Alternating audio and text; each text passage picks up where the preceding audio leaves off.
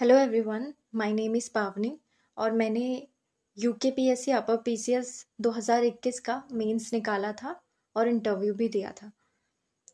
आज हम बजट को डिस्कस करेंगे जो कि उत्तराखंड का जो 2025 और 26 का जो बजट एस्टिमेट्स हैं प्लस जो बजट के जो एडवांस एस्टिमेट्स आए थे 2024 और 25 के, वो भी हम देखेंगे और कंपैरिजन करके थोड़ा बहुत मेंस के लिए भी हम डेटा इकट्ठा करेंगे। Let's start. सो की फिगर्स जो मैंने यहाँ पर दिए हैं वो रेट्स करोड़ में हैं और जैसे कि आप देख सकते हैं यहाँ पर इम्पॉर्टेंट जो जैसे टोटल एक्सपेंडिचर है, रीपेमेंट ऑफ डेट और नेट एक्सपेंडिचर, ऐसे यहाँ पर आइटम्स हैं। और देन यहाँ पर है रिवाइज्ड एस्टिमेट। RE मीन्स है revised estimates of 2020, 24 and 25। Revised या फिर आप इन्हें एडवांस्ड एस्टिमेट कहें। और उसके बाद जो बजटेड हैं इस बार एक्सपेक्टेड जो हैं वो 2025 के और 6 के देखेंगे और प्लस जो 2024 के और 5 के बजट में जो परसेंटेज चेंज आया हुआ है, यानी कि कोई जो अलोकेशन है वो घटा होगा या बड़ा होगा, वो थोड़ा बहुत हम देखेंगे ताकि हमारे मेंस में काम आ जाए। और बाकी प्रीलिम्स का हर एक चीज़ मैं आपको बताऊंगी कि प्रीलिम्स के लिए क्या ज़्यादा इम्पॉर्टेंट है और मेंस के लिए कौन सी चीज़ ज़्यादा इम्पॉर्टेंट है। सो टोटल जो एक्सपेंडिचर है यानी कि कुल व्यय जो है वो हमारे पास जो है पहली बार जो है 1 लाख करोड़ से ज़्यादा हुआ है। ये जो है ये न्यूज़ बार बार बताई जाती है कि ये 1 लाख से ज़्यादा पहली बार ऐसा उत्तराखंड में बना है। यानी कि इसका जो वैल्यू है पॉइंट्स में भी था, वो मैंने लिखा नहीं है। 1,01,175 इसकी वैल्यू है। क्या पता इस बार पूछ ली जाए क्योंकि ऐसा फर्स्ट टाइम हुआ है ना। सो जो अगर हम इसमें से रीपेमेंट ऑफ डेट को माइनस कर दे जो कि लगभग 26,000 के आसपास है, तो हमारे पास जो नेट एक्सपेंडिचर बनता है वो 75,000 के आसपास बन रहा है। और जो ये नेट एक्सपेंडिचर है वो जो बजट रिवाइज्ड एस्टिमेट थे और अभी जो एक्सपेक्टेड हैं वो एस्टिमेट्स में 9% की बढ़ोतरी हुई है। सो आप मेंस में ये कोट कर सकते हैं कि जो रीपेमेंट ऑफ डेट है वो इंक्रीज लगभग 36% तक इंक्रीज हो गया है इस बार एक्सपेंडिचर में। Next one is total receipts, यानी कि कुल प्राप्तियां जो हैं हमारी वो लगभग 1,01,35 करोड़ में है और ये भी ऐसा पहली बार हुआ है। सो यहाँ पर जो बोरोविंग्स है, अगर हम नेट रिसीट में से कुल प्राप्तियों में से जो बोरोविंग्स यानी कि जो ऋण है उसको माइनस कर देंगे तो क्या करेंगे, यहाँ पर नेट हमें रिसीट मिल जाएगा। नेट रिसीट लगभग 62,000 के आसपास है। और अगेन आप यहाँ पर कोट कर सकते हैं कि जो बोरोविंग्स है हमारी रिसीट्स में से जो हम माइनस कर रहे हैं उसमें 37% की बढ़ोतरी हुई है। ये मेंस के लिए है। जब आपको अपना कुछ वैलिड डेटा कहीं पर प्रूफ करना होता है, किसी चीज़ की इफेक्टिवनेस बतानी होती है मेंस में, तो आप ये डेटा कोट कर सकते हैं। Next one is fiscal deficit. अगर आप देखेंगे तो ये इम्पॉर्टेंट है प्री के लिए। इसे कहते हैं राजकोषीय घाटा। सो राजकोषीय घाटा कितना है एज परसेंटेज ऑफ GDP। पहले कितना था 2024 में 2.5 था, अभी 2.9% ऑफ GSDP हो गया। सो 2.9% ऑफ GSDP जो कि पहले से 32% की इसमें बढ़ोतरी हुई है, which is not a good thing. So आप यहाँ पर कह सकते हैं मेंस में कि हमें इसे कम करने की ज़रूरत है, यानी कि जो FRBM एक्ट है उसके टारगेट्स को हमें अच्छे से पूरा करने की ज़रूरत है। उस एक्ट को आप कोट कर सकते हैं, जैसे 2005 में जो उत्तराखंड में आया था उस एक्ट को। एंड देन रेवेन्यू सरप्लस जो है एज परसेंटेज ऑफ GSDP वो कितना है 0.6% के आसपास है, जिसमें कि आपको रेवेन्यू सरप्लस में अगर आपको माइनस में दिख रहा है कि परसेंटेज घटा हुआ है, सो this is again not a good thing, यानी कि रेवेन्यू सरप्लस घटा है पिछले साल के तुलना में बजट एस्टिमेट्स में इस बार। और अगर एक इम्पॉर्टेंट चीज़ जो प्री के लिए है वो ये है कि फिस्कल जो डेफिसिट का ट्रेंड है वो लास्ट 5 ईयर में जिगजैग रहा है, यानी कि कई बार वो ऐसे स्टेटमेंट्स बना देते हैं कि स्टेडिली फिस्कल डेफिसिट हमारा बढ़ रहा है, तो ऐसा नहीं है। कभी कभी हमारा लास्ट 5 ईयर में बढ़ा था, फिर थोड़ा घटा था, फिर बढ़ा था, इस तरीके से जिगजैग मैनर में चल रहा है। नेक्स्ट, प्राइमरी डेफिसिट भी जीएसडीपी का परसेंटेज यानी कि प्रारंभिक घाटा कितना है, इसमें जो है वो 94% की बढ़ोतरी हुई है, which is again not a good thing. तो आप मेंस में कोट कर सकते हैं ये वाले आंकड़े, अगर आपको कहीं पर किसी पॉलिसी के पॉजिटिव्स या नेगेटिव्स ऐसे देने होते हैं तो आप इकोनॉमी की उन पॉलिसीज में ये चीज़ को कोट कर सकते हैं। और जीएसडीपी जो है वो, इसके फिगर्स आपको याद रखने हैं। जीएसडीपी के ग्रॉस डोमेस्टिक स्टेट का ग्रॉस डोमेस्टिक प्रोडक्ट जो है वो कितना है, पहले लगभग 3 लाख का था, अभी 4 लाख एस्टिमेटेड है। तो फर्स्ट एटलीस्ट आप याद रखिए, या फिर 4.29 करके आप याद रख सकते हैं। मोर अगर प्रिसाइज आपको रखना है तो कितना है, 4,29,308। सो ये आपका जीएसडीपी का है, जिसमें कि 13% जो एस्टिमेटेड है वो परसेंटेज में इंक्रीज एस्टिमेटेड है, वो ये अच्छा है। जीएसडीपी की जो परसेंटेज इंक्रीज है वो अच्छी बात है। देन लास्ट 5 ईयर्स में अगर आप जीएसडीपी देखें 2020 से 21 टू 2024 से 25 जो एडवांस एस्टिमेट आए हुए हैं, इस साल का नहीं पिछले साल तक देखें तो स्टेडी इंक्रीज हुआ है लास्ट 5 ईयर में। अगर ये स्टेटमेंट प्रीलिम्स में आता है तो आप इसे स्टेडीली इंक्रीज को टिक करेंगे, कभी लास्ट 5 ईयर 20 से लेकर 24 तक में जो हमने बजट एस्टिमेट्स देखे और जो एक्चुअल्स में आए थे बाद में एडवांस और रिवाइज्ड एस्टिमेट्स में, उस सब मिलाकर क्या हुआ है, स्टेडी इंक्रीज हुआ है जीएसडीपी में। और जो रेवेन्यू रिसीट्स है, रेवेन्यू रिसीट्स लगभग कितना है, कैपिटल रिसीट्स से ज़्यादा है। दैट्स इट, आपको इतना ही याद रखना है कि रेवेन्यू रिसीट कैपिटल रिसीट से ज़्यादा है, यानी कि राजस्व जो है प्राप्तियां वो पूंजी प्राप्तियों से ज़्यादा हैं, और ये लगभग 62,000 लाख करोड़ के आसपास है, और ये 38। सो ये फिगर्स मैंने सभी रेट्स करोड़ में दिए हैं, और के मीन्स यहाँ पर 1000, यानी कि आपको 3 जीरो लगा रहे हैं इनके आगे।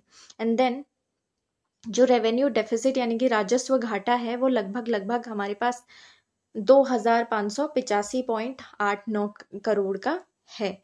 और ऐसा उत्तराखंड में पहली बार हुआ है कि जो एक्सपेंडिचर है, टोटल एक्सपेंडिचर, वो 1 लाख करोड़ से ज़्यादा इस बार व्यय किया गया है, यानी कि एस्टिमेटेड है। सो जो एक्सपेंडिचर बजट है उसमें देखते हैं, अभी ये मेंस के लिए इम्पोर्टेंट होता है। अगर आपको कहीं पर दिखाना होता है कि सरकार का जो काम है उसमें उन्होंने कितनी अलोकेशंस की हैं, स्कीम्स को कितना दिया, अलोकेट किया है, सो और कहाँ पर हमें ज़्यादा बूस्टअप की ज़रूरत है, तो आप वहाँ पे बता सकते हैं। जैसे रेवेन्यू एक्सपेंडिचर है, सो रेवेन्यू मतलब राजस्व, सो इसका जो एक्सपेंडिचर है 2025-26 में बजटेड है लगभग 59,954.65। सो यहाँ पर परसेंटेज चेंज इंक्रीज हो रहा है, यहाँ पर भी इंक्रीज हो रहा है, बट देखिए loans given by the state में डिक्रीज हो रहा है। ये मेंस के कुछ पॉइंट्स हैं जो आप लिख सकते हैं। यहाँ पर आप कैग की रिपोर्ट जो इस बार आई थी 2024 में, रीपेमेंट ऑफ लोन, कैग ने कहा था, यानी कि कंट्रोलर एंड ऑडिटर जनरल ने कहा था कि जो रीपेमेंट ऑफ लोन्स है वो पुअर है। सो ये मेंस में आप कोट कहीं पर कर सकते हैं। नेक्स्ट वन इज, या आपको सजेशंस देने होंगे अगर कि ये चीज़ हमें यहाँ पर दिखनी चाहिए। Next one is net expenditure, आप देखेंगे 75,170 है और 9% का इसमें इंक्रीज हुआ है, यानी कि एक्सपेंडिचर भी हमारा बढ़ा है पिछले साल की तुलना में। देन कमिटेड एक्सपेंडिचर जो है, कमिटेड एक्सपेंडिचर्स वो होते हैं जो कि आपको स्टेट के जो कंसोलिडेटेड फंड है उसमें से देने ही पड़ते हैं, जैसे सैलरीज हो गई, पेंशन हो गया, इंटरेस्ट पेमेंट्स हो गए। सो यहाँ पर पहले 19,000 रुपए करोड़ के बराबर था, अभी 20,000 के आसपास है, यानी कि 9% का इसमें भी इंक्रीज देखा गया है। देखिए सैलरी, पेंशन और इंटरेस्ट पेमेंट पिछले सालों में सभी में इंक्रीज हुई है, बस इतना याद रखना है आपको। पॉइंट, ये पर्टिकुलर डेटा इतना आपको याद रहेगा भी नहीं, सो बस आप ट्रेंड पकड़ने की कोशिश कीजिए। जो इसमें है 33% ऑफ रेवेन्यू रिसीट जो है वो आपका सैलरी पेमेंट में जाता है, जो कि 20,770 है। और जो टोटल कमिटेड एक्सपेंडिचर्स हैं 33,000 यहाँ पे बन रहा है, 37 हो गया अभी, यानी कि 12% का इंक्रीज देखा गया। अगेन जहाँ पर मैंने मेंस लिखा है वहाँ पर आप मेंस के लिए ही कीजिए उसे।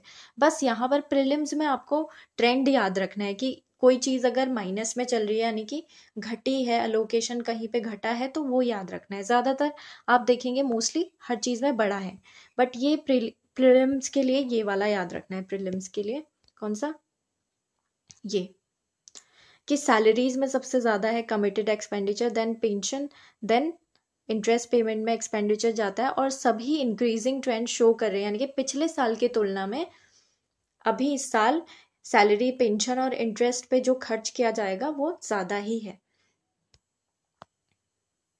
अलोकेशन जो है ये मेंस के लिए है, जैसे allocation of large portion of budget अगर कमिटेड हो, कमिटेड आइटम्स की तरह हो, तो स्टेट की फ्लेक्सिबिलिटी जो है वो घट जाती है क्या, अपनी एक्सपेंडिचर करने के लिए, जैसे स्कीम्स में या कैपिटल आउटले में करना चाहे।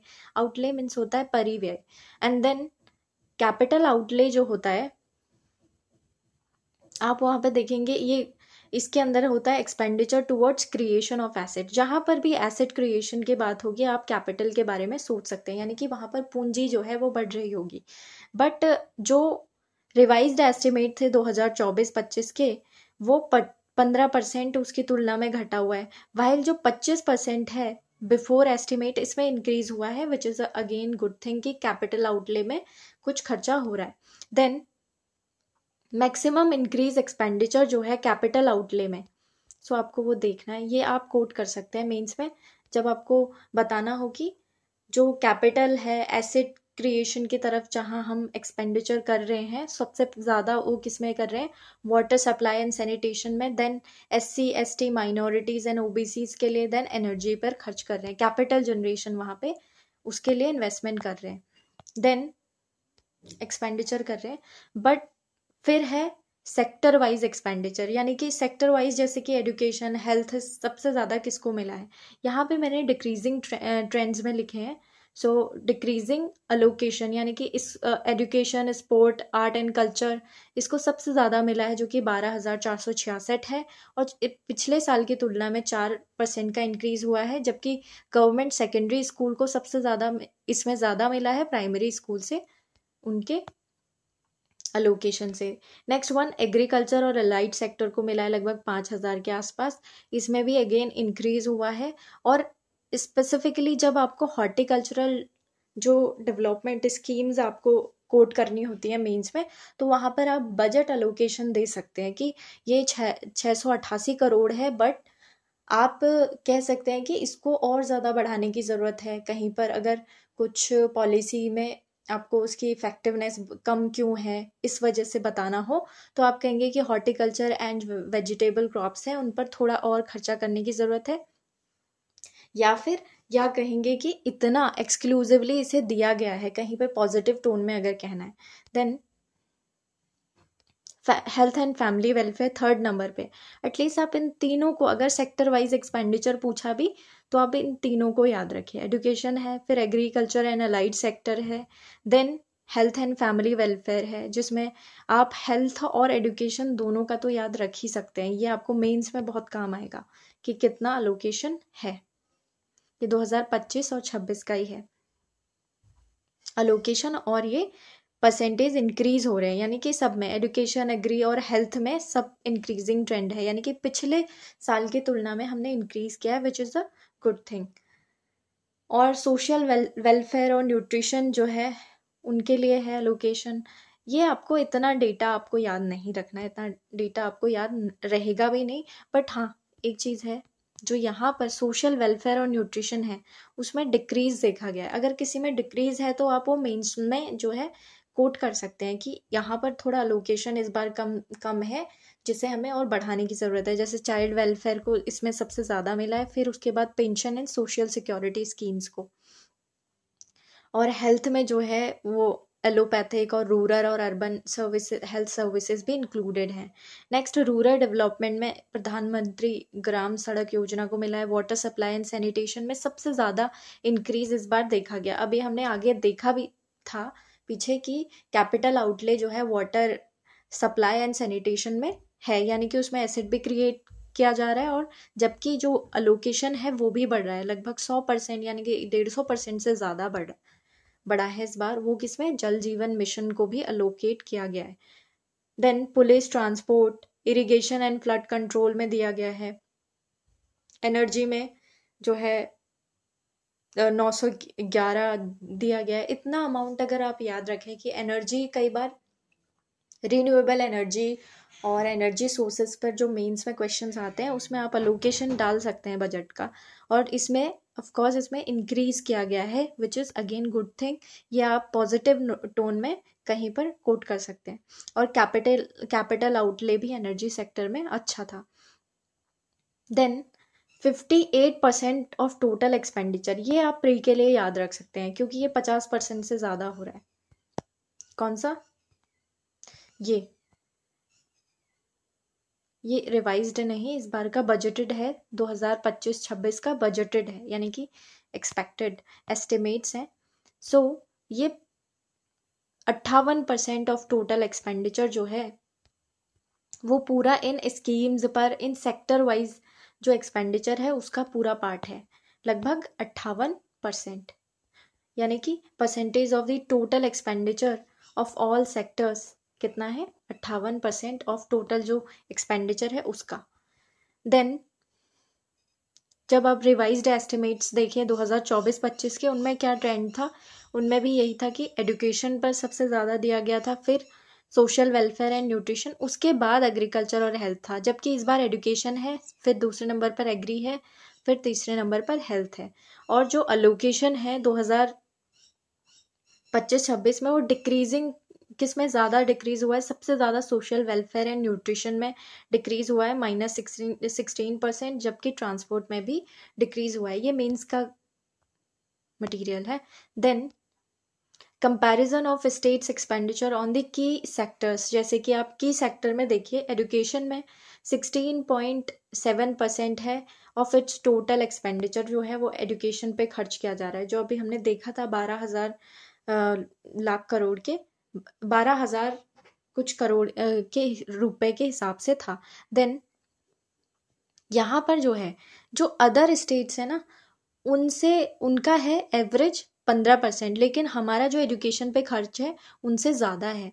सो एवरेज जो अदर स्टेट्स का है वो 15%, हमारा जबकि 16.7% है, विच इज़ गुड थिंग। ये आप मेंस में पॉजिटिव किसी आंसर में अगर लिखना है तो कोट कर सकते हैं। और हेल्थ में जो है, और वहाँ पर क्या है, 6.2% है, which is again higher than average allocation for the health by other state, जो कि 6 यही वाला है, बट हेल्थ में हमारा हायर है उनसे थोड़ा।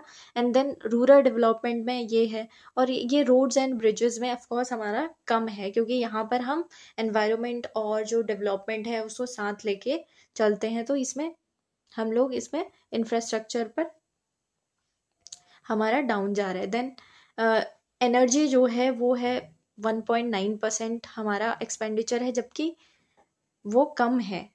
एनर्जी पर अदर स्टेट से लगभग 5% जो है उनका अलोकेशन रहता है, हमारा कम जा रहा है। तो दो चीज़ों में कम जा रहा है, वो देखिए, रोड्स एंड ब्रिजेस और एनर्जी, जबकि बाकी चीज़ों में सब इंक्रीजिंग ट्रेंड है, यानी कि हमारा अदर स्टेट्स के एवरेज से ज़्यादा है।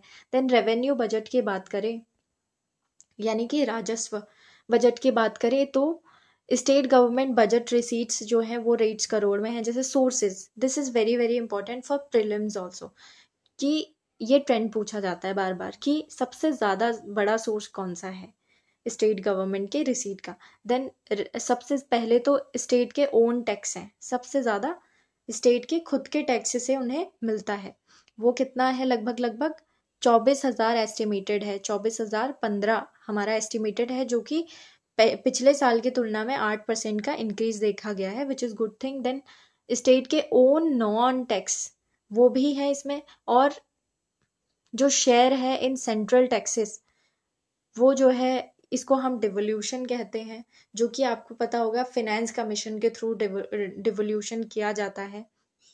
उत्तराखंड में उसमें भी पार्ट था, उसको अगर मैं दोबारा से एक अलग वीडियो में कवर कर दूंगी, क्योंकि वो पिछले साल के करंट अफेयर्स हैं, सो उनको मैं और कंबाइन करके इसमें कर दूंगी कि उत्तराखंड का कितना शेयर था और ओवरऑल कितना 41 42 कितना परसेंट जो है वो स्टेट्स को डिवोल्यूट किया गया था।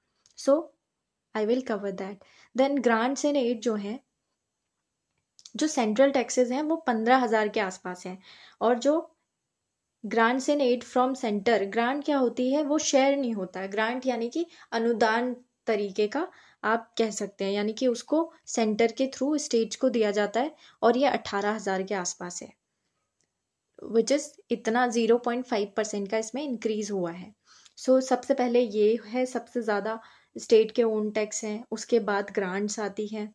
सो मैंने इसका ट्रेंड लिखा है, which is very very important, इसीलिए मैंने इसे मेंशन कर दिया। फॉर प्रीलिम्स आपको याद रखना है, प्रीलिम्स और मेंस के लिए दोनों के लिए है, क्योंकि उत्तराखंड की इकोनॉमी पर जितने क्वेश्चंस आ सकते हैं उसमें आप ये कोट कर सकते हैं, और एक PRI करके जो है वो, उसमें भी आप ये कोट कर सकते हैं कि स्टेट का खुद का बजट इतना है, फिर उतना डेवल्यूट करके जो है वो ग्रास रूट लेवल पर जाना है, तो इतने इतने सोर्सेज हमें कम पड़ रहे हैं, इस हिसाब से आप मीन्स में कुछ ना कुछ लिख सकते हैं। प्रीलिम्स के लिए याद रखना है कि सबसे ज़्यादा जो है वो स्टेट के ओन टैक्स है, उसके बाद जो सेंटर के थ्रू ग्रांट आती है वो है सोर्सेस, और फिर share in central taxes. So grant से पहले जो है स्टेट के खुद के टैक्स हैं, और उसके बाद ग्रांट है, बल्कि शेयर जो है वो थर्ड नंबर पे है, यानी कि इससे पहले ग्रांट है, बस ये याद रखना है आपको। शेयर से पहले क्या है, ग्रांट, शेयर थर्ड नंबर पे है, फिर बाद में ये अदर टैक्सेस हैं, और इवन जो स्टेट के ओन टैक्स नॉन टैक्स हैं वो घटे हैं 4% पिछले साल की तुलना में। सो विच इज़ इम्पॉर्टेंट, और ये पिछली बार मैंने देखा है UKPSC में ही पूछा गया है कि स्टेट का जो लार्जेस्ट सोर्स है रिसीट का वो कौन सा है, स्टेट का खुद का टैक्स है या ग्रांट है या फिर सेंट्रल टैक्सेस में शेयर है, कौन सा है। सो स्टेट के खुद के शेयर हैं, और ये लगभग 5.6% है हमारी ग्रॉस डोमेस्टिक प्रोडक्ट का, विच इज़ लोअर पड़ रहा है, जो कि रिवाइज्ड एस्टिमेट है 2024-25 के, यानी कि उसकी तुलना में GSDP का ये परसेंट घटा हुआ है। नेक्स्ट वन, जो मेजर सोर्सेज हैं of state own tax revenue, अब देखिए जो यहाँ पर है स्टेट ओन टैक्स, इसके भी सब कंपोनेंट हैं, वो देखिए स्टेट ओन टैक्स रेवेन्यू, ये भी UKPSC का PYQ है, तो ये भी पूछा जाता है।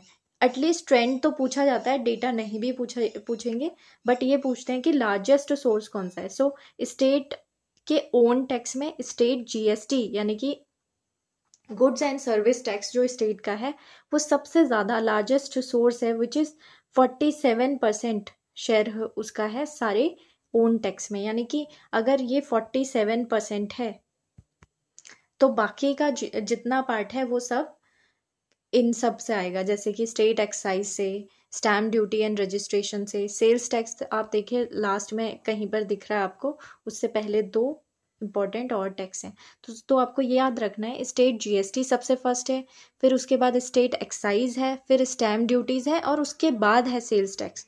तो कंफ्यूज आपको ऐसे ही कर सकते हैं, सेल्स टैक्स को दूसरे नंबर पे या तीसरे नंबर पे, ऐसे क्रोनोलॉजी अगर पूछ ले, या लार्जेस्ट सोर्स डायरेक्टली पूछेंगे, सबसे आसान अगर क्वेश्चन बनाना होगा तो लार्जेस्ट सोर्स पूछेंगे, which is state GST।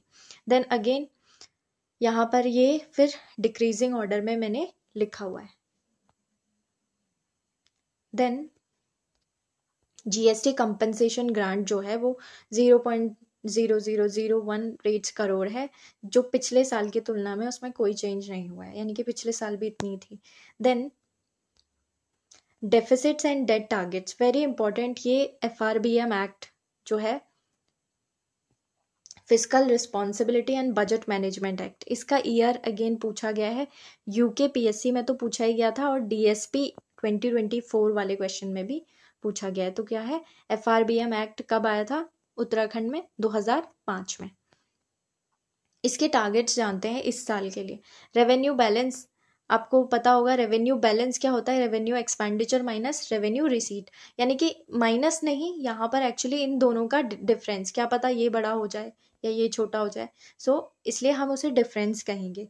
But हमारे केस में यहाँ पर एक्सपेंडिचर से हमें रिसीट माइनस करनी पड़ती है। देन जो रेवेन्यू सरप्लस है वो लगभग इतना है, विच इज 0 पॉइंट अराउंड, आप याद रख सकते हैं। Then physical deficit, very very important. जो फिजिकल डेफिसिट है वो कितना है, टोटल एक्सपेंडिचर में से टोटल रिसीट को अगर माइनस करते हैं। This is again very important economy question, static part में आप ध्यान रख सकते हैं इसको। सो जो total expenditure minus total receipt, जो कि हमारा अभी बजट एस्टिमेट है कि 2.9% है, किसका, ग्रॉस स्टेट डोमेस्टिक प्रोडक्ट का, with in which is with in the limits of, जो कि सेंट्रल गवर्नमेंट के द्वारा परमिटेड है इस साल के लिए। सेंट्रल गवर्नमेंट ने कितने लिमिट परमिट किए हैं, अगेन ये क्वेश्चन आ सकता है। सो हमने देखा था कि जो सेंट्रल गवर्नमेंट के थ्रू जो लिमिट परमिटेड है वो कितनी है, यानी कि 3% ऑफ GSDP आप लिमिट रख सकते हैं, और हमारा उससे 0.1% अभी कम चल रहा है एस्टिमेटेड में।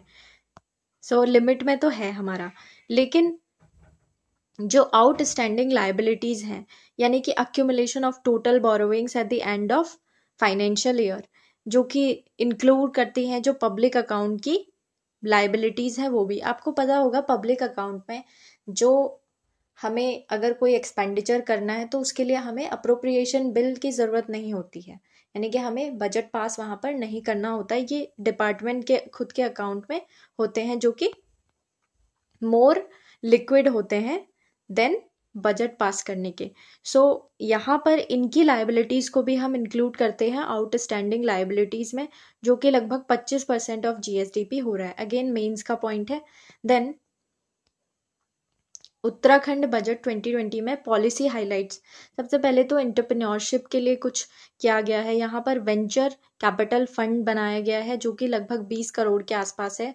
Then it will be setup even and then to fund startup. Startup से याद रखना है आपको क्या होता है, venture capital fund is related to startups. Then power जो है उसके लिए है ऑटोमेटिक डिमांड रिस्पॉन्स कंट्रोल, जिसकी वजह से क्या होगा, consumption of power from grid वही क्या होगा, रिड्यूस हो जाएगा और या फिर कंट्रोल में आ जाएगा, और जिसकी वजह से ग्रिड स्टेबिलिटी बढ़ेगी और पावर फेलियर्स कम होंगे। ये एक पॉइंट ऐसा हो सकता है मेंस में, जब आपको इलेक्ट्रिसिटी या पावर से रिलेटेड कोई आंसर लिखना है तो इसे कोट कीजिए। देन जो इंफ्रास्ट्रक्चर डेवलपमेंट है उसमें न्यू रोड्स इतने बनेंगे और कुछ रोड्स को रिकंस्ट्रक्ट किया जाएगा। नेक्स्ट उत्तराखंड इकोनॉमी, जब भी उत्तराखंड इकोनॉमी की बात करें तो उसमें आप किसी भी क्वेश्चन में आता है तो आप 4-5 चीज़ों को ध्यान में रखकर आंसर दे सकते हैं मेंस में। वो है GSDP और ग्रोथ रेट बताइए, सेक्टर ऑफ इकोनॉमी कैसा है, उसमें कितना % है tertiary, primary and secondary, and then per capita income को इंक्लूड कर सकते हैं, एम्प्लॉयमेंट रेट, यानी कि इन कंपोनेंट्स को आपको उसमें इंक्लूड करना है या फिर अपने आंसर का बेस इनमें बनाना है। देन पर कैपिटा GSDP जो है एट करंट प्राइसेस जो है 2023-24 के एक्चुअल्स हैं। एक्चुअली ये एक्चुअल्स मीन्स बिल्कुल सटीक जो आपके निकल गए हैं, वो कितने हैं, 2,95,751 के आसपास थी 2023-24 की। और अभी बजटेड एस्टिमेट्स की ऑलरेडी मैं आगे करूंगी कवर। देन यहाँ पर अलोकेशन है टुवर्ड्स की सेक्टर, कुछ की सेक्टर्स हैं जिसमें आप मेंस में कोट कर सकते हैं। मैक्सिमम इंक्रीज जो हुआ है बजट एस्टिमेट 2023-24 में, ये बजट एस्टिमेट उसमें है, और सॉरी ये बजट एस्टिमेट इस बारी का है, जबकि एक्चुअल्स है 2023-24 का, वो है welfare of SC ST OBC and minorities में, इनमें डिप आया है 43% का, और एग्रीकल्चर में भी डिप आया हुआ है एंड एनर्जी में भी, यानी कि अलोकेशंस में डिप आया हुआ है एक्चुअल्स में।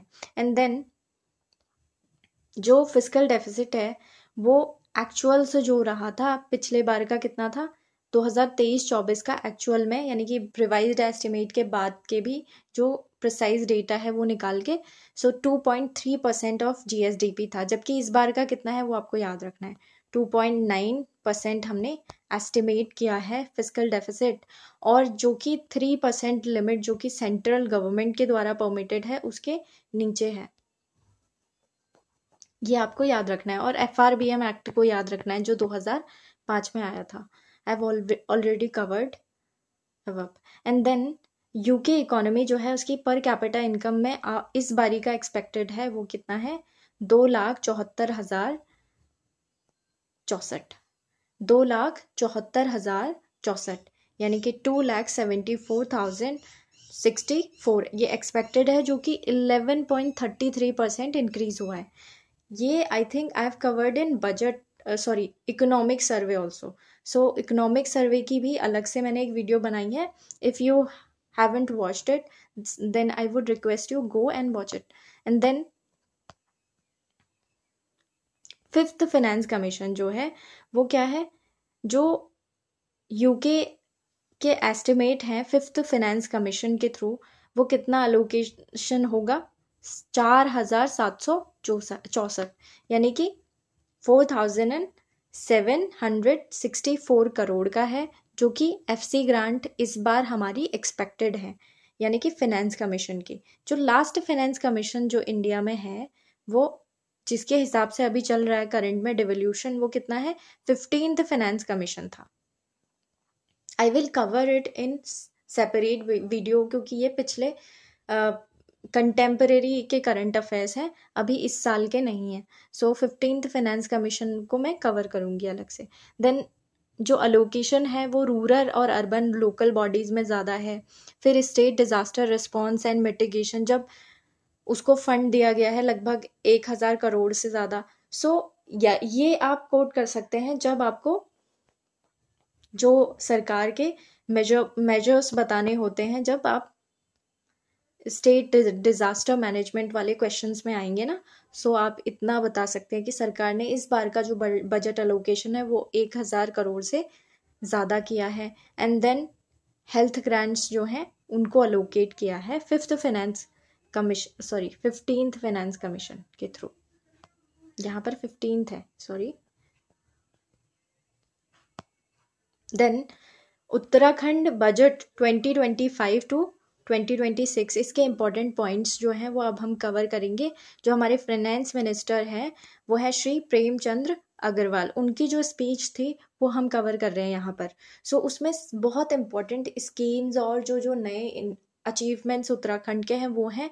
So this is again the very very important part of this video, जो कि प्रीलिम्स के लिए ज़्यादा इंपॉर्टेंट है। सो रुद्रप्रयाग जो है, सॉरी रुद्रपुर जो है, जो US नगर में है डिस्ट्रिक्ट में, वहाँ पर फर्स्ट जो है वेलोड्रोम बनाया गया है, जो कि मनोज सरकार स्टेडियम रुद्रपुर में बनाया गया है।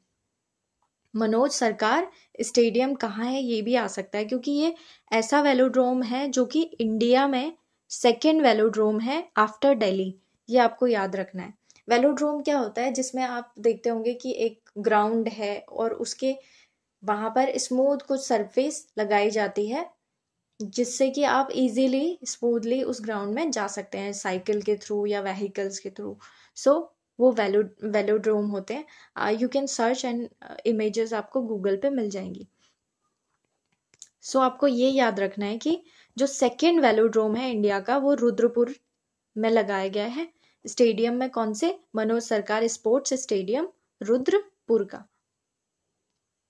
अगेन वेलोड्रोम के नहीं पूछेंगे, बट ये स्टेडियम पूछ सकते हैं कहाँ है, ऐसे क्वेश्चंस बनाएंगे। देन जो देहरादून है वहाँ पर इंटरनेशनल माइग्रेंट समिट हुई थी, यानी कि प्रवासी सम्मेलन हुआ था, जहाँ पर कंसेप्ट दिया गया बाय माइग्रेंट्स, यानी कि उन्होंने क्या कंसेप्ट दिया है, गांव को गोद ले, यानी कि अडॉप्ट अ विलेज करके कंसेप्ट दिया गया है। And then Devbhoomi entrepreneurship scheme, यानी कि उद्यमिता योजना आई है, देवभूमि उद्यमिता योजना। अंडर इट, इसके अंदर क्या है, मेगा स्टार्टअप समिट हुआ था। कब हुआ था? 11 से 12 फरवरी 2025 को। कहाँ हुआ है? देहरादून में हुआ है। और देवभूमि एंटरप्रेन्योरशिप स्कीम जो है वो कब लॉन्च हुई थी? 2023 की स्कीम है, ये याद रखना है।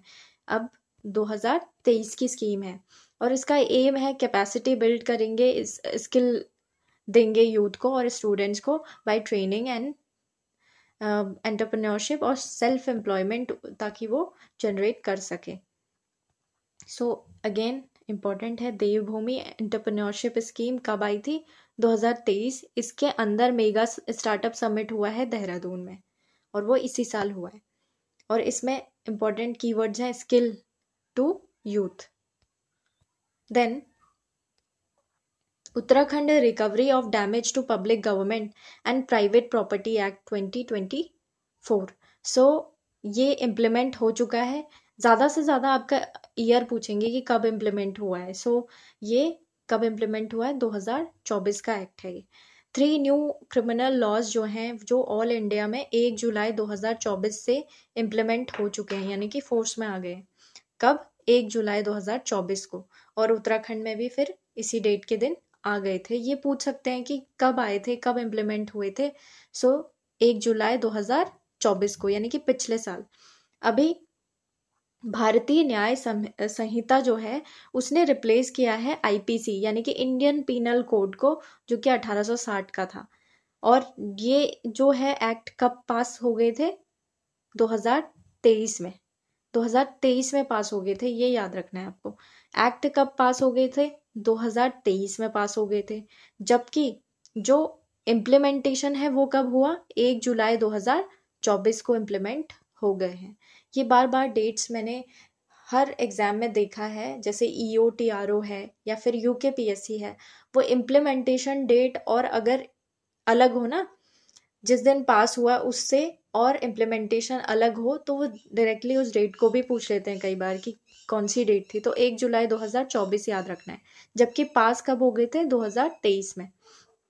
भारतीय नागरिक सुरक्षा संहिता जो कि 2023 की है, इसने रिप्लेस किया है CRPC को, जो कि 1973 की थी, उसको रिप्लेस करके अब भारतीय नागरिक सुरक्षा संहिता आ गई है। देन भारतीय साक्ष्य अधिनियम 2023 का है ये, जो जिसने इंडियन एविडेंस एक्ट 1872 को रिप्लेस कर दिया है।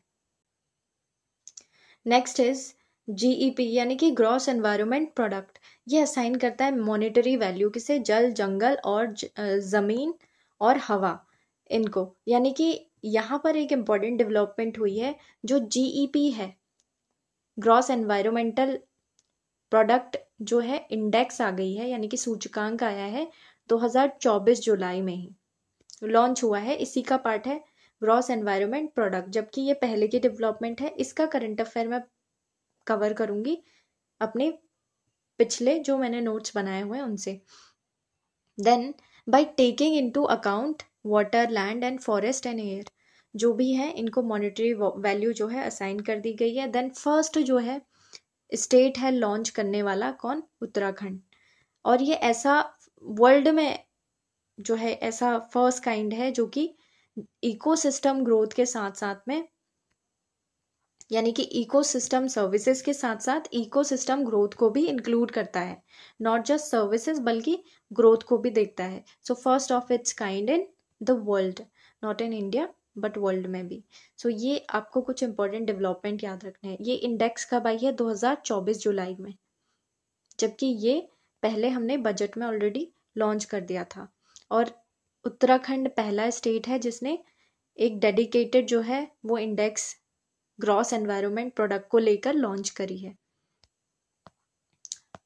देन ये क्या है? ग्रीन GDP का एक कंपोनेंट है। देन एक पेड़ माँ के नाम अभियान जो है, it is inspired by R prime minister जो उनका कहना था, एक पेड़ माँ के नाम, ये एक कैंपेन है इंपॉर्टेंट, यानी कि एक पेड़ लगाया जाएगा माँ के नाम। देन उससे क्या होगा, अफॉरेस्टेशन होगा अच्छे से। एंड देन नक्षत्र सभा, वेरी वेरी इंपॉर्टेंट न्यूज़। नक्षत्र सभा जो है वो ऑर्गेनाइज की गई थी first time to promote what, astro tourism promote करने के लिए। और ये किसके थ्रू ऑर्गेनाइज की गई थी, टूरिज्म डिपार्टमेंट के थ्रू, उत्तराखंड का टूरिज्म डिपार्टमेंट। और 4 प्लेसेस पर ये ऑर्गेनाइज हुई थी, एक तो जॉर्ज एवरेस्ट मसूरी में, और जागेश्वर अल्मोड़ा में, ताकुला नैनीताल में, और बेनीताल चमोली में। Very very important geography news, map यानी कि मैप की, कि कौन सी जगह, ये भी एक PYQ है। जॉर्ज एवरेस्ट कहाँ पे है, ये मसूरी में है। जागेश्वर आपको पता है अल्मोड़ा में है। ताकुला नैनीताल में है ब्लॉक। एंड देन बेनीताल कहाँ है, वेरी वेरी इंपॉर्टेंट, ये भी PYQ है, ये है चमोली में। सो इन 4 जगहों पर क्या हुआ था, नक्षत्र सभा ऑर्गेनाइज की गई थी for the first time. Then subsidy for electricity दी गई है। अभी क्राइटेरिया आपको याद रखना है, it was basically very confusing, आप वैसे याद रखेंगे डेटा, बस आप इतना याद रखिए 200 और 100 यूनिट कुछ है उसमें रिलैक्सेशन की गई है, जबकि जो हाउस होल्ड कैटेगरी है उसमें 50% तक की सब्सिडी दी गई है।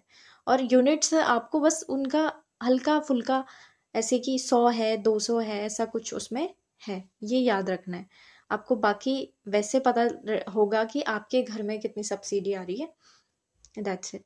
एंड देन 50% सब्सिडी, ये आपको याद रखना है। देन ऋषिकेश जो है वो एम्स देहरादून में है, सॉरी ऋषिकेश जो है वहाँ पर एम्स है, जो कि ऋषिकेश खुद कौन से डिस्ट्रिक्ट में है, देहरादून में है।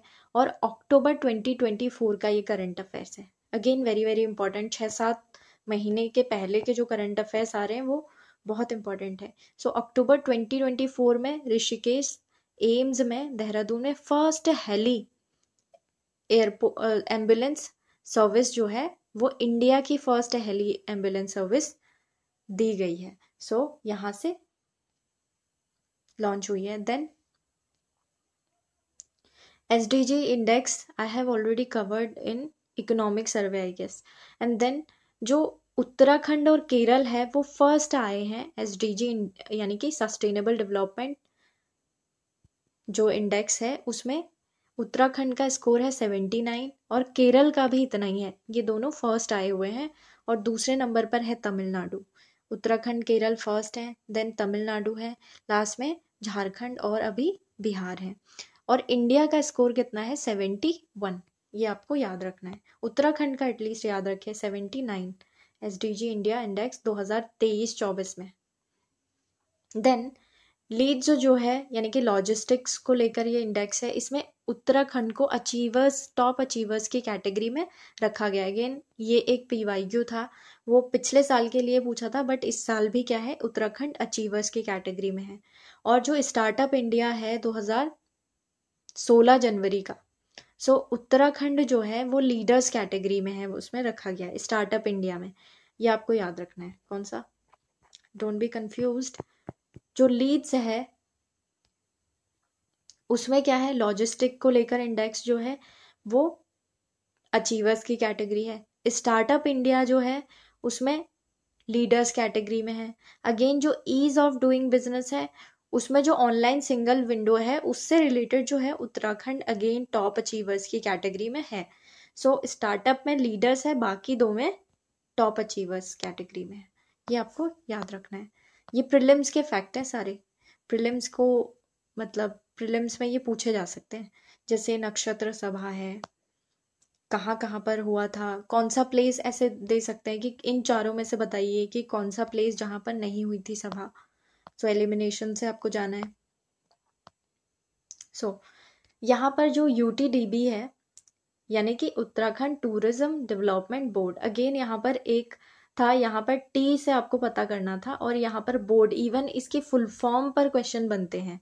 कहीं पर आपको UTDA यानी कि अथॉरिटी करके दे देंगे या एजेंसी करके दे देंगे। सो बताइए कि इसकी फुल फॉर्म क्या है UTDB की। तो यहाँ पर टूरिज्म है और ये बोर्ड है, आपको इतना याद रखना है, ये पूछा गया था क्वेश्चन। और ये कहाँ है, इसका हेडक्वार्टर देहरादून में है। देन यूटीडीबी को अवार्ड मिला है सिल्वर अवार्ड, यानी कि रजत पदक मिला है, किसमें, category of providing employment and skills to the local community. So skill प्रोवाइडेशन और जो स्किल्स देने के लिए और एम्प्लॉयमेंट देने के लिए लोकल कम्युनिटी को इन्हें अवार्ड मिला है सिल्वर अवार्ड। और ये कौन से एडिशन में दिया गया, आईसीआरटी इंडिया और सब कॉन्टिनेंट अवार्ड 2024 में इनको ये अवार्ड दिया गया, सिल्वर अवार्ड है, याद रखिए। देन जो वर्ल्ड टूरिज्म डे है, अगेन वेरी वेरी इंपॉर्टेंट, ये डे इसलिए भी पूछा जा सकता है कि 27 सितंबर को मनाया जाता है। ये वर्ल्ड टूरिज्म डे 27 सितंबर को मनाया जाता है 2080 से, ये याद नहीं रखना है आपको, सिंस कि पहले से मनाया जाता है, बट 27 सितंबर टूरिज्म डे मनाया जाता है। क्यों, क्योंकि यहाँ पर उत्तराखंड को लेकर कुछ इवेंट हुआ है।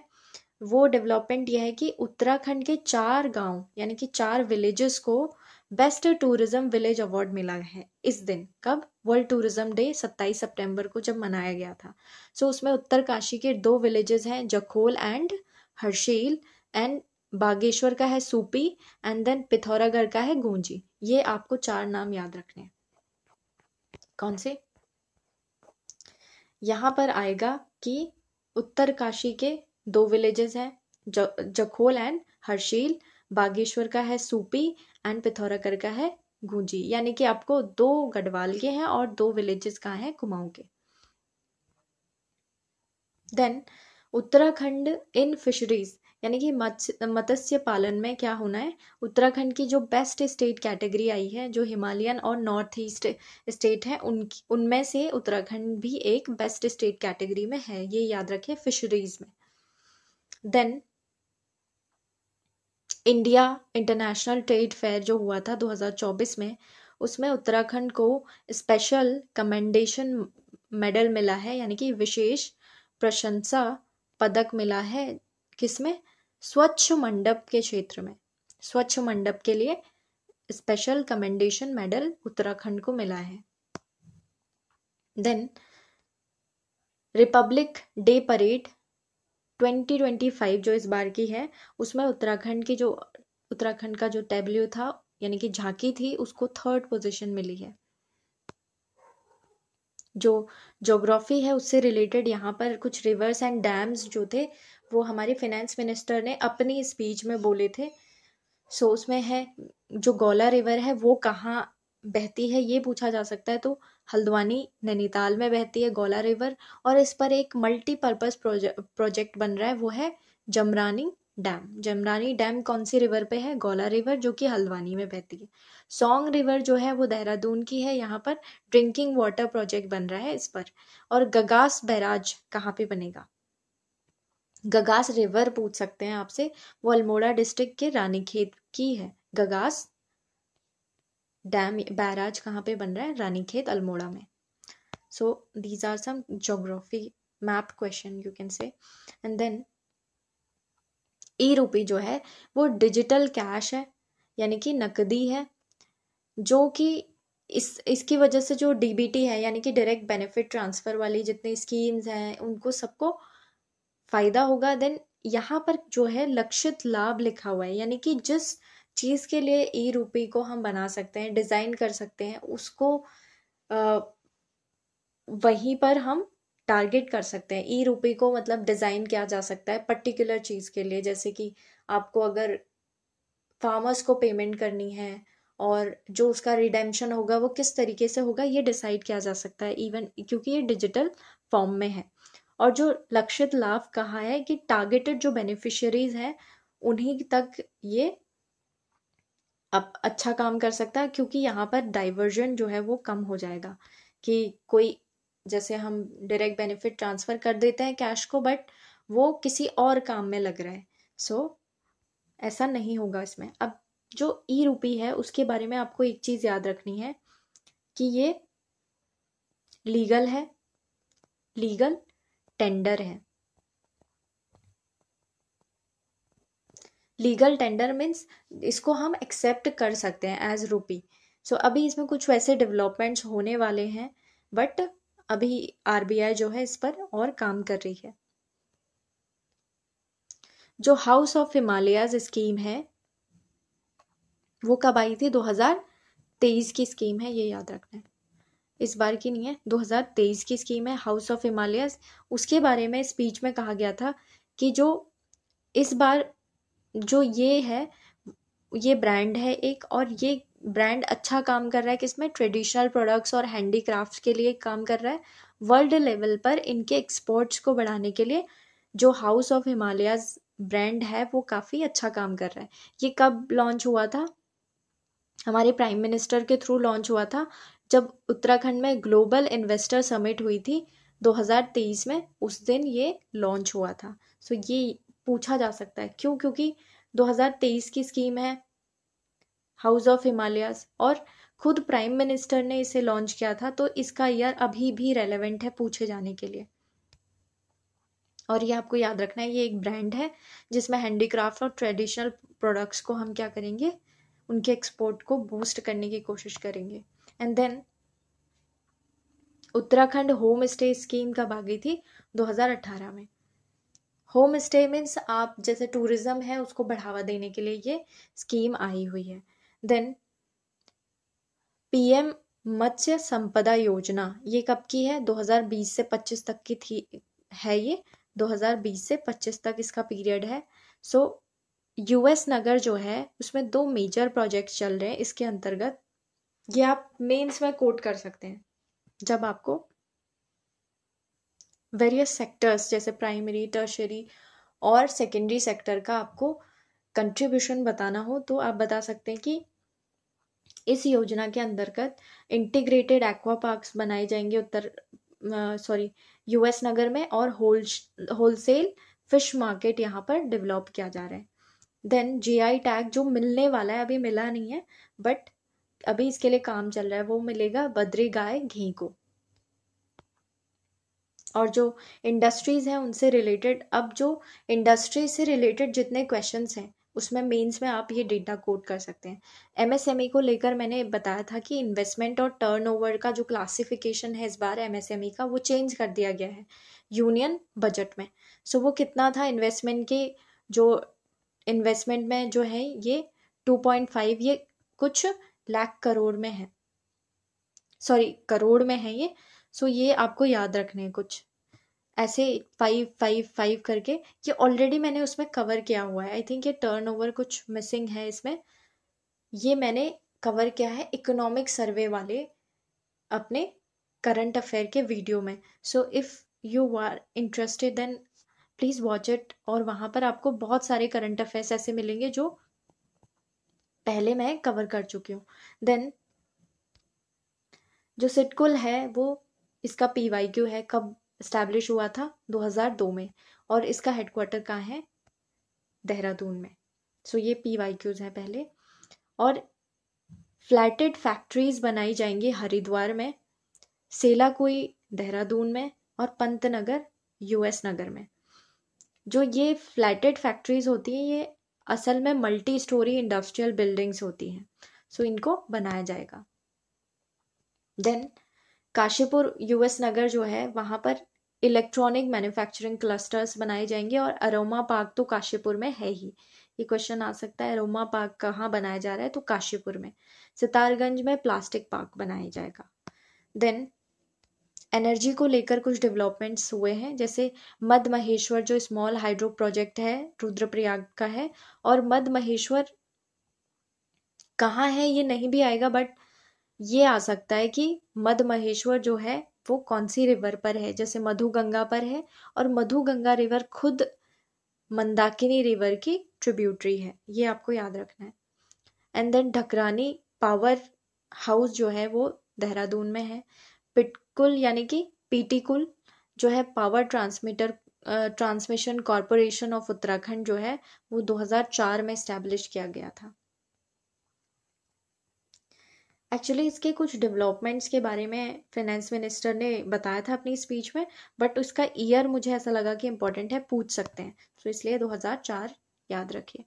Then roof top solar system जो है एट प्रेजेंट लगभग ये आपको मेंस में कोट करना है कि अभी कितने हो गए हैं, लगभग एट प्रेजेंट 13,000 के आसपास हैं जो कि 47 मेगावाट कैपेसिटी के बन गए हैं। इस बार के बजट का डेटा है। देन इंडस्ट्रियल डेवलपमेंट यानी कि अवसंरचना विकास को लेकर क्या डेवलपमेंट्स हुए हैं। उत्तराखंड की जो सर्विस पॉलिसी है उसका ईयर आ सकता है 2024 में आई थी। कौन सी? उत्तराखंड की सेवा क्षेत्र नीति 2024। इसका एम था कि इन्वेस्टमेंट को अट्रैक्ट करेंगे। सो याद रखना है ईयर, सर्विस सेक्टर पॉलिसी 2024 में आई थी, पिछले साल। उसके बाद में है शारदा एंड गंगा कॉरिडोर। सो शारदा और जो गंगा कॉरिडोर है वो बनाया जाएगा Uttarakhand state infrastructure development board के थ्रू बनाया जाएगा, जो कि ये किससे ऑलरेडी ये वाला डेवलपमेंट बोर्ड है वो 2014 के एक्ट से बनाया गया था। सो स्टेट इंफ्रास्ट्रक्चर जो डेवलपमेंट बोर्ड है वो बनाएगा इस कॉरिडोर को। Next is regional connectivity scheme, जो है क्षेत्रीय संपर्क योजना के अंतर्गत जो है 13 में से जो 8 हैं हेलीपोर्ट्स, 13 हेलीपोर्ट्स हैं प्रपोज्ड, बट उसमें से 8 हैं उनका कंस्ट्रक्शन कंप्लीट कर लिया गया है। इंपॉर्टेंट ये है कि ज्योग्राफी से क्वेश्चन बन सकता है कि चिन्यालीसौर कहाँ है, उत्तरकाशी में है। गौचर कहाँ है, चमोली में है। गौचर से आप एक ही चीज बार बार क्वेश्चन आता है, गौचर फेयर कहाँ लगता है, चमोली में। ये आई थिंक मैंने किसी वीडियो में ऐसा कह दिया था कि वो रुद्रप्रयाग में लगता है। So I might be confused in it, but Gauchar जो जगह है वो कहाँ पर है, चमोली डिस्ट्रिक्ट में पड़ती है। सो टिहरी जो है वो वहां पर कोटी कॉलोनी में एक हेलीपोर्ट बनेगा। पौड़ी गढ़वाल श्रीनगर में बनेगा। अल्मोड़ा फलसीमा ट्राटिक में बनेगा। ट्राटिक ऐसा ही लिखा था वहां पर। एंड देन नैनीताल जो है हल्द्वानी, नैनीताल में हल्द्वानी में हेलीपोर्ट बनेगा। देहरादून का है सहस्त्रधारा और पिथौरागढ़ में मुंचारी में बनेगा। सो ये कुछ 8 जो हेलीपोर्ट्स हैं ऑलरेडी इनका कंस्ट्रक्शन कंप्लीट हो गया है। सो हमारी जो एयरवेज है वो अच्छी हो जाएंगी इससे। टूरिज्म जो है उसको लेकर कुछ डेवलपमेंट्स हुए हैं। अगेन यूटीडीपी का जो यहाँ पर मैंने लिख भी दिया है ये बोर्ड करके, और एक आया था लास्ट में उत्तराखंड टूरिज्म डेवलपमेंट अथॉरिटी करके आया था। सो फुल फॉर्म उसमें से सिलेक्ट करनी थी। ये I think UK SSSC BPDO का क्वेश्चन है। सो बोर्ड है लास्ट में, आपको याद रखना है, और इसका हेडक्वार्टर देहरादून में है। जो फर्स्ट टूरिज्म पॉलिसी आई थी उत्तराखंड के 2001 में आ गई थी। अगेन 2000 से लेकर मैंने अभी 2023 के करंट अफेयर्स नहीं कहेंगे, वो कंटेम्परेरी है, आ सकते हैं, वो मैं एक अलग से वीडियो में कवर करूंगी। देन उत्तराखंड टूरिज्म पॉलिसी 2023 जो है वो मैक्सिमम उसमें 50% ग्रांट तो दिया गया है किसी रेजिडेंशियल प्रोजेक्ट्स को जो कि आवासीय हैं।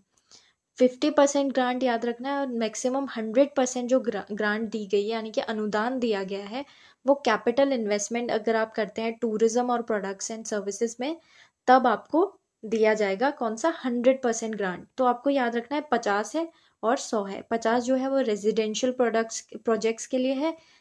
किसमें? Uttarakhand tourism policy. एक्चुअली एक पॉलिसी है जो पूछी गई थी, उसमें उसका इन्वेस्टमेंट पूछा गया था, सब्सिडी पूछी गई थी, इसलिए मुझे लगा कि ये इंपॉर्टेंट है। टूरिज्म पॉलिसी का ईयर पहले याद रखिए, कौन सा? 2023 में आई है। इसमें 50% ग्रांट मैक्सिमम दी जाएगी रेजिडेंशियल प्रोजेक्ट्स को, और मैक्सिमम 100% जो अनुदान है वो किसे दिया जाएगा? अगर आप टूरिज्म प्रोडक्ट्स एंड सर्विसेज में यानी कि पर्यटन उत्पाद एवं सेवाओं में जो पूंजी आप निवेश करते हैं यानी कि कैपिटल इन्वेस्टमेंट करते हैं उसके लिए आपको 100% ग्रांट मिल रही है। नेक्स्ट वन इज उत्तराखंड की जो टूरिज्म एंटरप्रेन्योरशिप इंसेंटिव स्कीम है 2024 में आई है। ये आपको याद रखना है। उत्तराखंड की टूरिज्म एंटरप्रेन्योरशिप स्कीम जो है वो 2024 में आई है, और एम क्या है कि लोकल रेजिडेंट्स और एंटरप्रेन्योर्स को एनकरेज करना कि वो अपनी उद्यमिता को बढ़ाएं। जो डेवलपमेंट है थ्रू मास्टर प्लान, ये ज्योग्राफी और इकोनॉमी का मिक्सअप है। जैसे जागेश्वर धाम को डेवलप करेंगे मास्टर प्लान के थ्रू। महासू देवता Hanol, again very very important, Hanol कहाँ पर है? हनूल का एक टेम्पल है जो कि महासू देवता को जो है उन पर डेडिकेटेड है, जो देहरादून में पड़ता है। और माणा और Timmersain, very very important, another village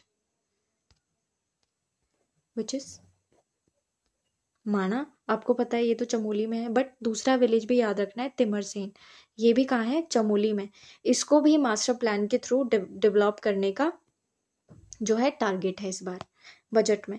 and then schemes जो हैं, जैसे टिहरी लेक डेवलपमेंट स्कीम आई है, मानस खंड माला मिशन आया है, वाइब्रेंट विलेज स्कीम आई हुई है।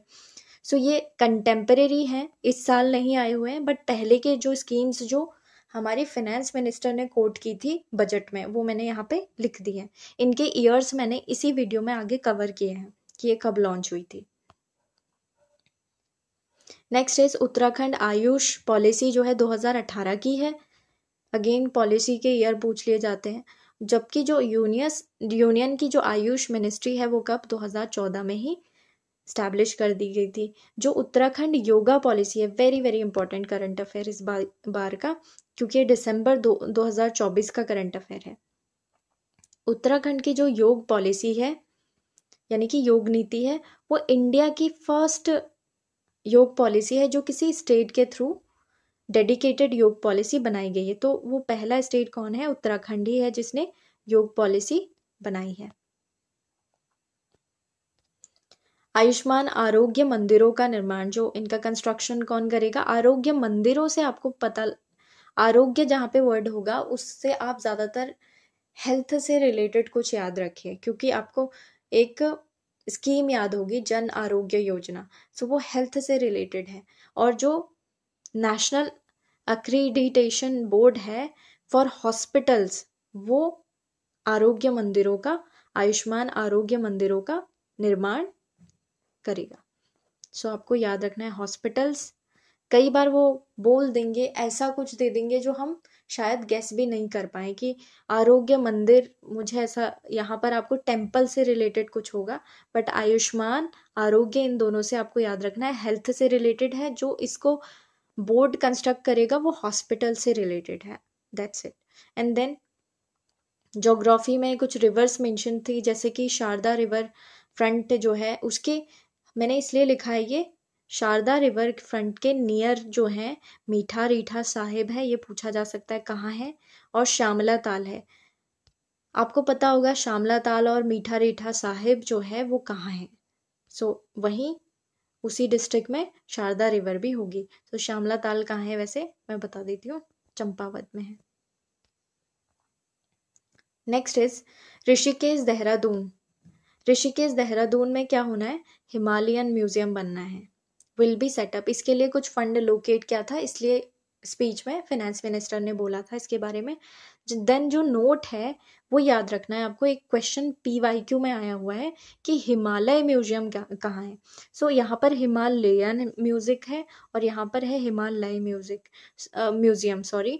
सो ये कुमाऊं यूनिवर्सिटी में है जो कि नैनीताल में है, और इसको इस्टेब्लिश कब किया गया था? 1987 में। ये एक PYQ है। नेक्स्ट हम जानते हैं ह्यूमन रिसोर्स डेवलपमेंट को लेकर क्या कहा है। देवभूमि एंटरप्रेन्योरशिप स्कीम और स्कॉलरशिप्स, ये सब यहाँ पर देंगे। इसको ह्यूमन रिसोर्स को मैंने आगे भी कवर किया है। सो यहाँ पर बजट की जो थीम थी वो ज्ञान थीम करके था, और एक नमो बजट करके है, वो मैंने सब आगे इसमें कवर किया हुआ है। सो ज्ञान का जो G है वो है गरीब और गरीब कल्याण, और जो Y है युवा, A से है अन्नदाता और N से है नारी शक्ति।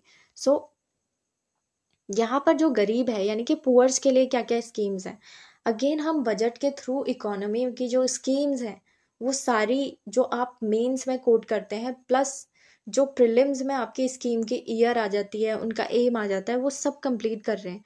सो this is not an ordinary video. So इसको आप ध्यान से सुनिए। देन जो PM जनमन है, इस बार जो यूनियन लेवल पर जो स्कीम है वो है PM जनजाति आदिवासी न्याय महाअभियान। अगेन इसकी शॉर्ट फॉर्म है PM जनमन, और इसका एम है कि जो सोशियो और इकोनॉमिक डेवलपमेंट है वो करेंगे हम PVTGs का, यानी कि पर्टिकुलरली वल्नरेबल ट्राइबल ग्रुप्स जो कि बहुत पीछे रह गए हैं डेवलपमेंट से, सोशो इकोनॉमिक डेवलपमेंट से, और उनका विकास करेंगे। वो कहाँ कितने स्टेट्स में पाए जाते हैं? 18 स्टेट्स में हैं पीवीटीजीज, और एक यूनियन टेरिटरी में भी पाए जाते हैं। सो आपको ये याद रखना है। ये एक्चुअली यूपीएससी का क्वेश्चन है, क्या पता इस बार पूछ ले, क्योंकि बजट में ऑलरेडी मेंशन है ना। सो हमारे देश में जो है वो कितने पीवीटीजीज है? 75 पीवीटीजीज है, और उनके सोशियो इकोनॉमिक डेवलपमेंट को लेकर पीएम जनमन करके एक स्कीम आई है। इसका ईयर मैंने आगे कवर किया है। जैसे कि इस बार हमारे यहाँ पर फिनेंस मिनिस्टर ने कहा था कि इस स्कीम के अंदर जो है हम क्या कर रहे हैं, जो उत्तराखंड की पीवीटीजीज हैं उनके लिए हाउस, वाटर, सैनिटेशन, ये सारी फैसिलिटीज हम दे रहे हैं। सो आप इसे मेंस में कोट कीजिए कि उनके लिए जो ट्राइबल ग्रुप्स हैं उनके लिए क्या किया जा रहा है। जो नेशनल फूड सिक्योरिटी स्कीम है वो है, इसमें कोट की गई थी, इसका ईयर आगे मैं कवर करूंगी। देन सीएम जो है उसमें नमक पोषण योजना आई थी, ये 2024 की है। एक्चुअली ये 2024 की नहीं है, उससे पहले की है, और ये मैंने पीछे कवर की है। देन सीएम अंत्योदय निशुल्क गैस रिफिल योजना। गैस जो है वो उसमें क्या किया जाएगा, 3 गैस सिलेंडर्स जो हैं वो रिफिल करने का आपको निशुल्क यानी कि फ्री में रिफिल करने का मौका मिलेगा। जो अंत्योदय है ना, वो कार्ड होल्डर्स के लिए ये स्कीम है। देन अटल आयुष्मान उत्तराखंड योजना जो है, गोल्डन कार्ड मिलता है इसमें हेल्थ से रिलेटेड।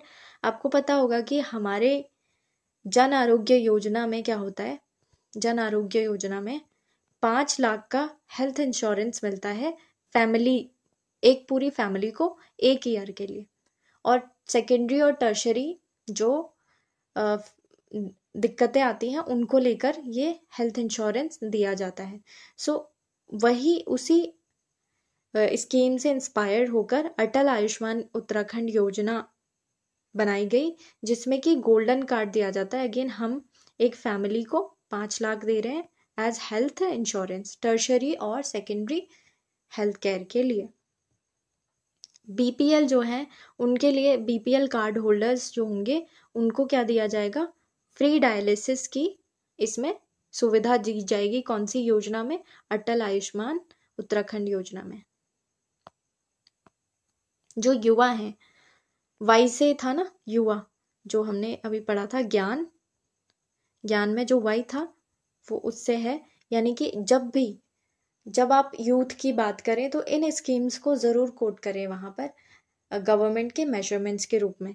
जैसे बाबू जगजीवन राम छात्रावास योजना जो है वो एससी स्टूडेंट्स के लिए की जा रही है। सोशल वेलफेयर डिपार्टमेंट जो है ना, उसकी स्कीम्स से रिलेटेड है ये। जो डिस्ट्रिक्ट्स हैं, कौन से, अल्मोड़ा, नैनीताल और देहरादून में ये छात्रावास योजना इम्प्लीमेंट की जाएगी, यहाँ पर बनाया जाएगा। देन उत्तराखंड की न्यू स्पोर्ट्स पॉलिसी आई थी, और कुछ स्कीम्स हैं जो कोट की थी, वो है उच्च शिक्षा छात्रवृत्ति, और ये मुख्यमंत्री की स्कीम है, मुख्यमंत्री उच्च शिक्षा छात्रवृत्ति, यानी कि स्कॉलरशिप्स दी जाएंगी इसमें। मुख्यमंत्री युवा मंगल दल स्वावलंबन योजना, chief minister rural sport and health promotion scheme, यानी कि मुख्यमंत्री ग्रामीण खेलकूद एवं स्वास्थ्य संवर्धन योजना, और रूरल बिजनेस इंक्यूबेटर यहाँ पर बनाए जाएंगे। सीएम स्वरोजगार योजना जो कि 2020 की है।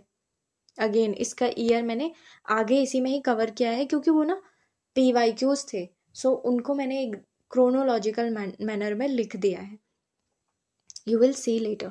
एंड देन सीएम पलायन रोकथाम योजना, यानी कि माइग्रेशन को रोकने के लिए। और जो पंडित दीनदयाल उपाध्याय ग्रामीण कौशल योजना है, रूरल स्किल्स को बढ़ाने के लिए, रूरल पीपल की स्किल को बढ़ाने के लिए। देन सीएम खिलाड़ी प्रोत्साहन योजना 2023 की है, जिसमें 14 से 23 साल के जो युवा हैं वो बेनिफिशियरीज हैं। सो ए से था ज्ञान ज्ञान में जो था ए, इस ए से अन्नदाता है। सो अन्नदाता यानी कि फार्मर्स के लिए पर्टिकुलरली क्या स्कीम्स हैं? Then Deendayal Upadhyay cooperative farmers welfare scheme, ये आपको कोट करनी है मेंस में। सहकारिता किसान कल्याण योजना, सो किसान पेंशन दी जाएगी इसमें। House of Himalayas again, and then mission apple योजना आई है। आपको याद रखना है कि एक पीवाईक्यू था एप्पल से रिलेटेड, वो ये था कि सबसे ज़्यादा प्रोडक्शन जो एप्पल का होता है उत्तराखंड में कहाँ होता है? सो उत्तरकाशी डिस्ट्रिक्ट में फर्स्ट नंबर पे एप्पल प्रोडक्शन होता है। देन गंगा गाय महिला डेयरी विकास योजना, मुख्यमंत्री राज्य कृषि विकास योजना, सीएम मत्स्य संपदा योजना, मिलेट मिशन योजना और national mission for natural farming. ये कुछ स्कीम्स हैं जो कि एग्रीकल्चर, जब आप आंसर लिखेंगे एग्रीकल्चरल प्रोडक्टिविटी या उनके बारे में, तो ये कोट करिए। नेक्स्ट वन इज एन से क्या था?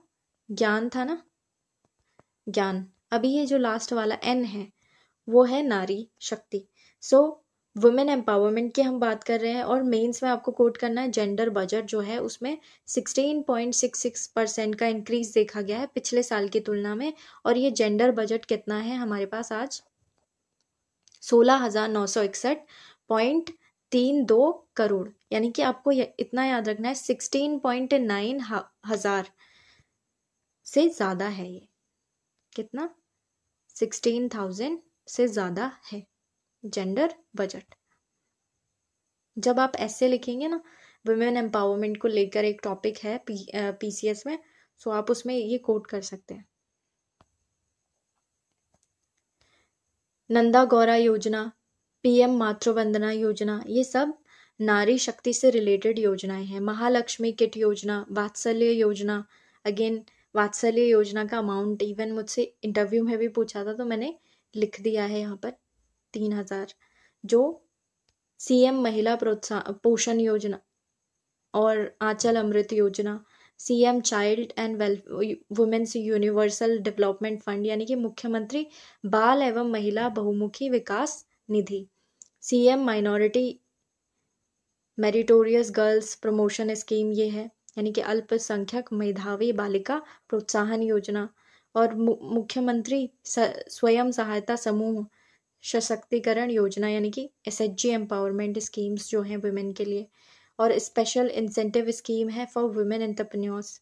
एंड देन इसी को क्या कहेंगे? विशेष प्रोत्साहन योजना महिला उद्यमियों के लिए। एंड देन मुख्यमंत्री महिला सतत आजीविका योजना यानी कि women sustainable livelihood scheme.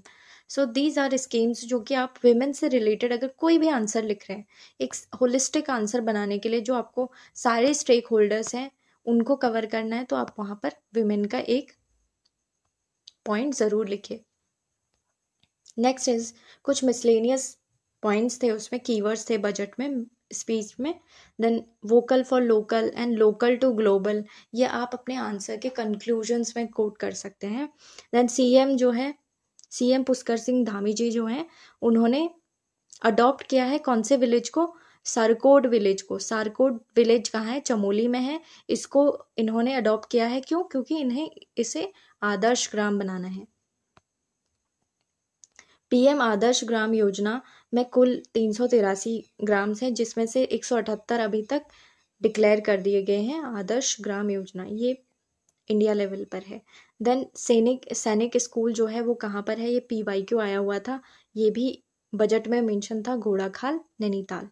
And then शक सम्मत, यहाँ पर याद है कि सबसे नीचे था बजट के पीडीएफ में, अभी जो 2025 के हिसाब से है तो शक सम्मत के हिसाब से 1946 चल रहा है। Then budget allocation for climate change, अगर आपको इसके एनवायरनमेंट से रिलेटेड क्वेश्चन में कोट करना है तो ये है, क्लाइमेट चेंज मिटिगेशन और अडेप्टेशन के लिए कितने करोड़ दिए गए हैं? 60 करोड़। नेक्स्ट वन इज जो नमो बजट है, यानी कि वहां पर कुछ था नमो बजट, यानी कि 9 से आप ऐसे याद रख सकते हैं। एन से है नवाचार। नवाचार में आपको बहुत सारी चीजें मिलेगी। बेसिकली जब आपको एक कीवर्ड मैंने लिख दिया है, अगर कुछ एडवांस उन्हें क्वेश्चन बनाना ही होगा कि नवाचार में क्या क्या हो सकता है इंक्लूडेड या क्या नहीं। सो आप कीवर्ड याद रखिए, टेक्नोलॉजी से रिलेटेड जो डेवलपमेंट्स आएंगे ना वो इसी सेक्शन में आपको डालने हैं, नवाचार में यानी कि इनोवेशन में। और आत्मनिर्भर उत्तराखंड यानी कि जो अलग अलग सेक्टर्स हैं जैसे कृषि है, एनर्जी है, इंडस्ट्री, इंफ्रास्ट्रक्चर, उनमें हमें उत्तराखंड को आत्मनिर्भर बनाना है। और ये एम से है महान विरासत, यानी कि जब भी हम पिलग्रिमेज, टूरिज्म या फिर कल्चर की बात करेंगे उत्तराखंड, तो वहाँ पर महान विरासत की बात करेंगे। ओजस्वी मानव संसाधन यानी कि ओजस्वी ह्यूमन रिसोर्स की बात कर रहे हैं यहाँ पे। और रिसोर्स वो तभी बनेंगे जब उनके पास क्या होगी, स्किल्स होंगी। सो बजट 2025 2026 होना चाहिए से।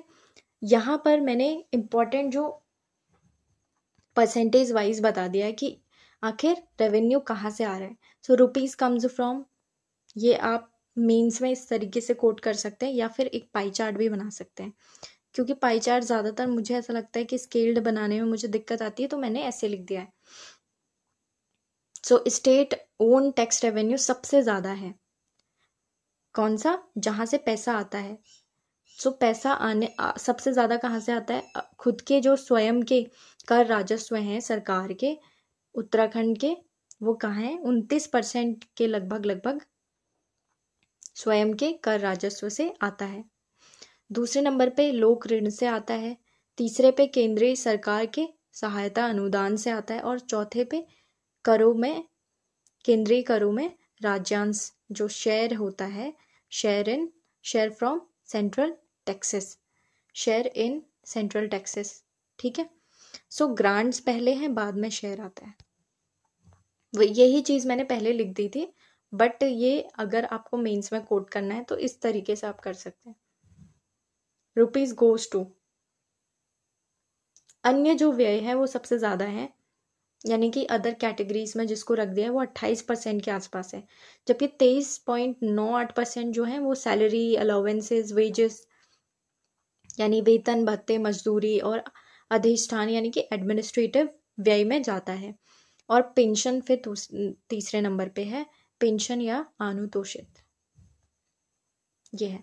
अभी provisions of expenditure in various services जो है, सबसे ज़्यादा जो खर्च करेंगे हम वो करेंगे सामाजिक सेवाओं में, फिर सामान्य सेवाओं में, फिर आर्थिक सेवाओं में।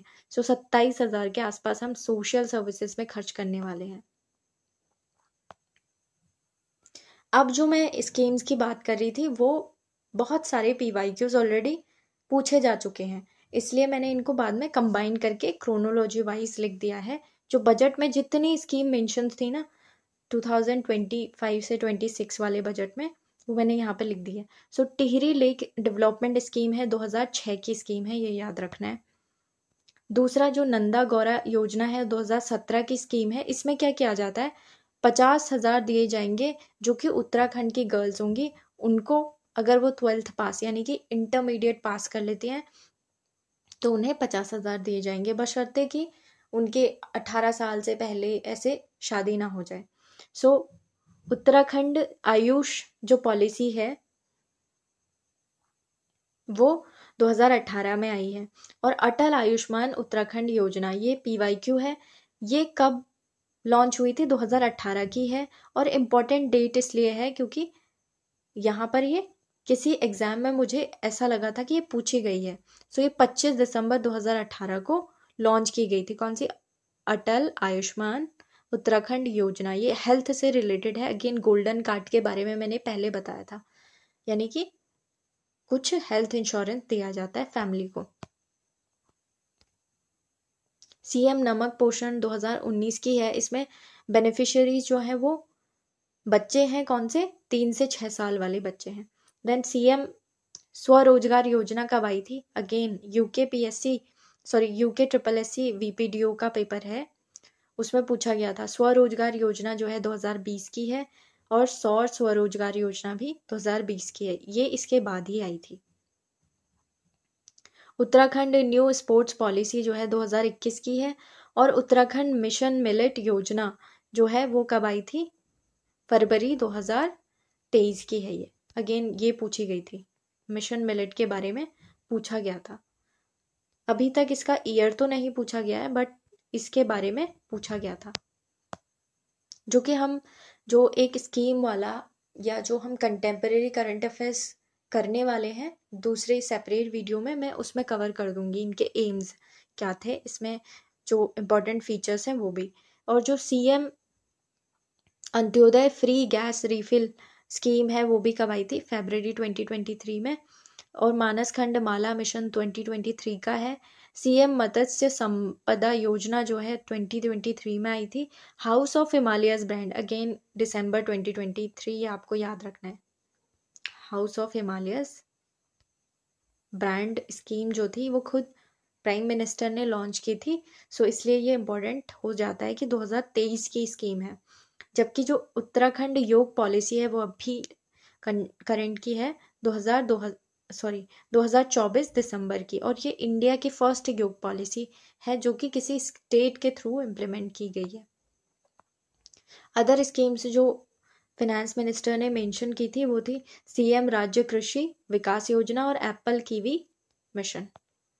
एप्पल आपको पता है उत्तरकाशी में होता है, और कीवी से रिलेटेड एक डिस्ट्रिक्ट है इम्पॉर्टेंट, जिसको कीवी से रिलेटेड प्रोडक्ट्स के लिए जो 1 डिस्ट्रिक्ट 2 प्रोडक्ट्स है उसमें मिला हुआ है। If you know please let me know in the comment section. Next one is schemes by central government. So schemes by central government इसमें है जो मेंशन थे बजट में, मैंने वही स्कीम्स लिखी हैं अभी बजट में, यानी कि फाइनेंस मिनिस्टर ने मेंशन की थी कि ग्राम सड़क योजना के बारे में बताया था, तो इसका ईयर है 2000। और राइट टू एजुकेशन एक्ट कब का है, 2009 का है। अगेन इसका ईयर बार बार पूछा जाता है। जो नेशनल फूड सिक्योरिटी एक्ट है वो 2023 का। अगेन ये EOTRO 2023 का क्वेश्चन है, कौन से ईयर में आया था एक्ट, 2013 में। नेशनल आयुष मिशन 2014 का है। पीएम आवास योजना 2015 की है। पीएम मातृ वंदना योजना अगेन PYQ 2017 की है, मातृ Vandana Yojana. And then PM Shram Yogi Maandhan योजना 2019 की है। पीएम मत्स्य संपदा योजना 2020 की है। श्री अन्न मिलेट योजना जो आई थी वो बजट 2023 में आई थी। लखपति दीदी योजना 2023 की है। पीएम जनमन जो है वो आपको याद रखना है 15 नवंबर, इसका ईयर पूछा जा सकता है और प्लस डेट भी। क्यों? क्योंकि इस दिन एक इम्पॉर्टेंट डे होता है, वो होता है जनजातीय गौरव दिवस। 15 नवंबर 2023 से हम मना रहे हैं। 15 नवंबर याद रखना है, क्या मनाया जाता है, जनजाति गौरव दिवस। और ये दिवस के दिन पीएम जनमन जो है वो स्कीम लॉन्च की गई थी फॉर डेवलपमेंट ऑफ PVTGs जो कि 75 हैं। So that is for today. अगर ये कुछ आपको योजनाएं ऐसी लगी जो जिनके ईयर्स मैंने नहीं लिखे हैं या कोई योजना का मैंने एम नहीं बताया इसमें, तो वो योजनाएं मैं कंटेम्परेरी करंट अफेयर्स में कवर करूंगी। एक्चुअली मैंने एक सीरीज चलाई थी जिसमें कि ईयर वाइज जो है क्रोनोलॉजी के बेसिस पे हमने सब कुछ देखा था। तो 2000 से लेकर 2023 तक के जितने डेवलपमेंट्स हैं वो हम उस सीरीज में कवर कर रहे हैं ऑलरेडी। सो ये ईयर्स जो हैं वो आपको उस सीरीज में मिल जाएंगे। So if you are interested तो आप वहाँ पर देख सकते हैं। एंड अगर आपको ये वीडियो पसंद आया और अगर कोई भी फीडबैक हो, कोई भी चीज़ आपको ऐसी लगी हो कि ठीक नहीं हो रही है, तो आप मुझे बता सकते हैं कमेंट्स में। और अगर आपको ये पसंद आया तो please like comment and share और subscribe also. Thank you so much everyone for your support so far. Thank you so much.